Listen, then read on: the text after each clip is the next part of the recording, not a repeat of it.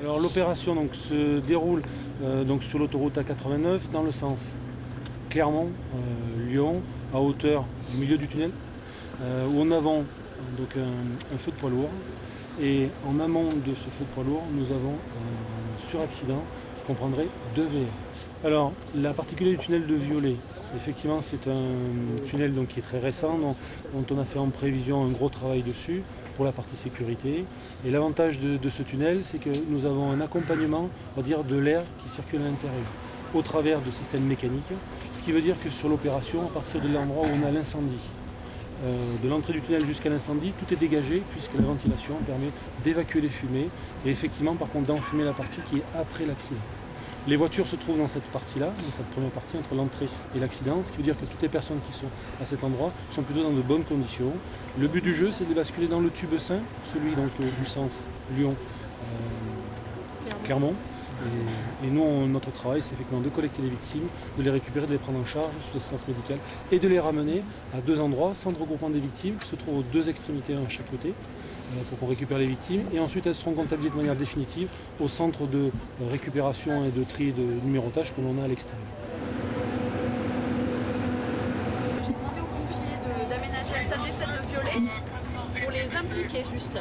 Ensuite, on va voir ici un poste médical avancé pour les urgences relatives et les urgences absolues dans un premier temps.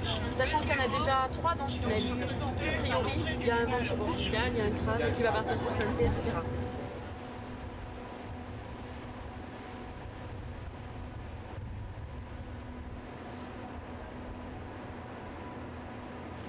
Alors ce genre d'exercice, alors maintenant si on sort un peu du cadre, on parle effectivement de l'exercice, ça sort effectivement, d'abord c'est une obligation réglementaire pour ASF et Vinci, puisque l'ouverture du tunnel est conditionnée au travail d'équipe où on va tester l'interopérabilité, c'est-à-dire que les 2 services vont travailler ensemble, donc le SDIS du Rhône et le SDIS de la Loire, mais aussi les autres services, ASF, Vinci, mais aussi les forces de l'ordre, puisqu'aujourd'hui nous avons la gendarmerie.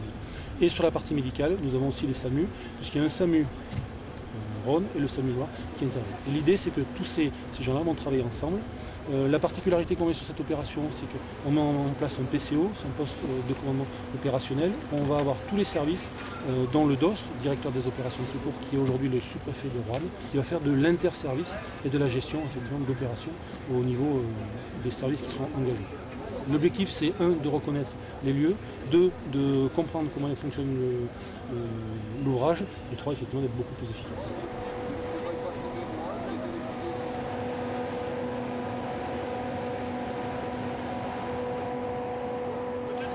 Alors on va tous passer un par un vers le médecin du SAMU pour vous identifier et connaître le véhicule dans lequel vous étiez. Et après on sera monté au chaud. À Violet. D'accord? Il y a des véhicules qui ont été prévus pour venir chercher tout le monde, on vous montrera la salle des fêtes de Violet. L'exercice que nous menons actuellement est un exercice pour vérifier toute une série de faits, d'organisations et faire tourner une organisation interservice.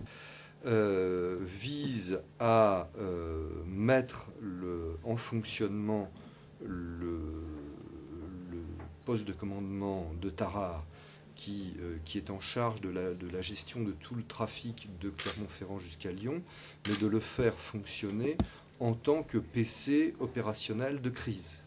Donc il y a dans cet exercice la dimension secours dans le tube lui-même, la coordination des services de secours, l'évacuation, et là par exemple dans l'exercice que l'on joue pour l'évacuation des personnes qui sont sorties à une zone de repli qui a été installée à la salle des fêtes de la mairie de Violet.